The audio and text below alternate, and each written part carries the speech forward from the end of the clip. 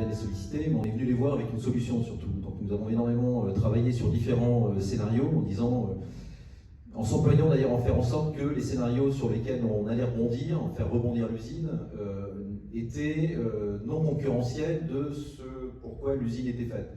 Donc on reste convaincu que notre usine est faite pour produire du papier journal, mais nous avons travaillé sur des solutions d'emballage, sur des solutions d'isolation, sur des solutions de packaging, et on a surtout démontré techniquement et économiquement sur des études sérieuses et opposables, sur la base d'expertise reconnue et d'experts reconnus, que voilà, on était dans le vrai. Donc on est arrivé avec des faits objectivés par des spécialistes qui étaient complètement indépendants. Le phénomène d'émergence, après, il a été complexe. On était dans une actualité. Pour ces campagnes, voilà, du coup, une coupe. Que dire?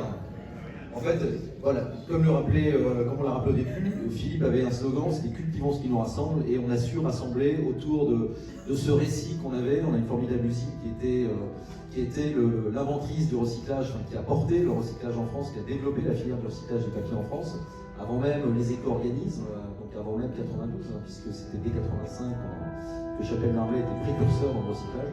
Et donc ce récit a parlé, bien évidemment. On était une usine totalement décarbonée, c'est un exemple à la fois de report modal ferroviaire et fluvial. On cochait tout. On avait une chaudière biomasse, voilà, on cochait tout, ce qui permettait d'ailleurs d'être crédible et de faire en sorte que notre combat paraissait juste à beaucoup d'acteurs. Ça y est, je peux vous réveiller.